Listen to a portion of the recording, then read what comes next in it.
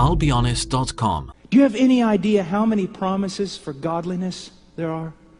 Do you have any idea how many promises where God says, I will let you see me? I will let you know me if you seek me?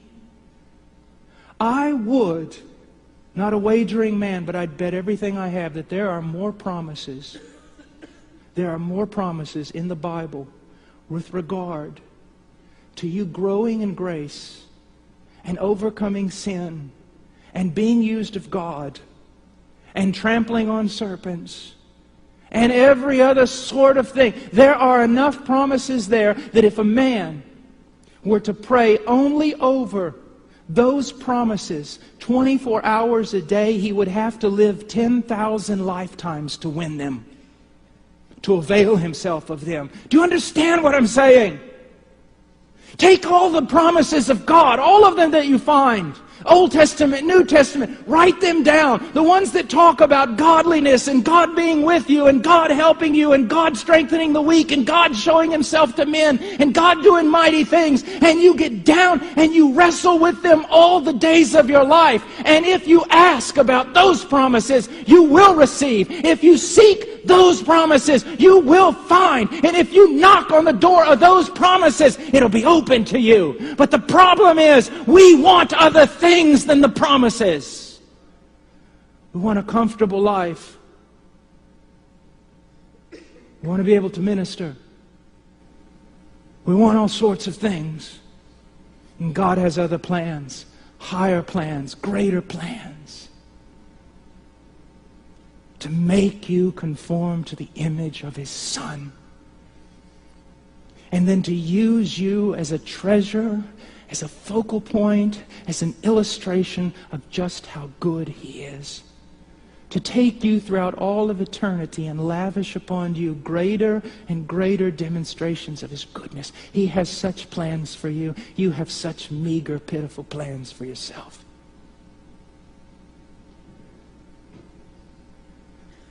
Young men, find those promises. Get down on your knees until you've availed yourself of them. Take them one at a time. Wrestle with them. Cry out to God. God, you said if I seek you, I'll find you. You said that. I seek you.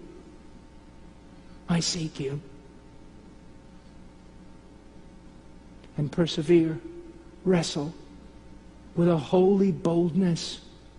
Such timid men. Such timid men.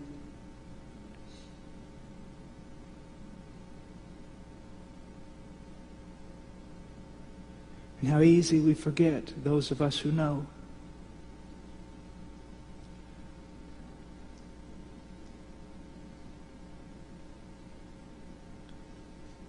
About 3 weeks ago, I'd been wrestling with something for many, many years. Just not seeming to make much progress in that area of my life. Then one night, about 1 a.m, woke up. And you know what, older men, listen to me. You really don't need to learn anything else. What you need to do is remember what you've forgotten. And it was like, get up and go out and struggle and scream and cry out to the Lord until He gives you victory over this thing. Next morning, a young man that I wanted to help, he said, Brother Paul, you're looking kind of bad this morning. You didn't get much sleep last night. And I said, in the words of Keith Green, one sleepless night of anguished prayer, I triumphed over sin. One battle in God's holy war He promised me to win.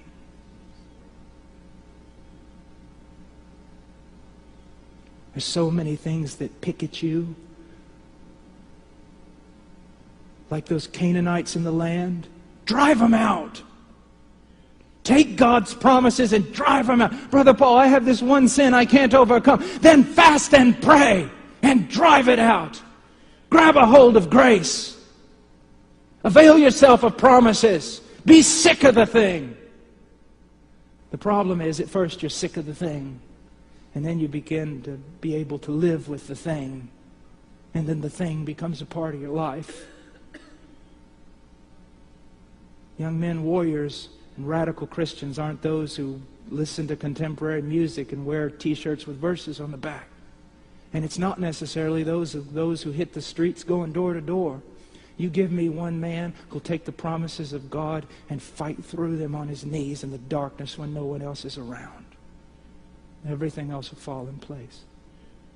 There is nothing, there is absolutely nothing in your life that cannot be overcome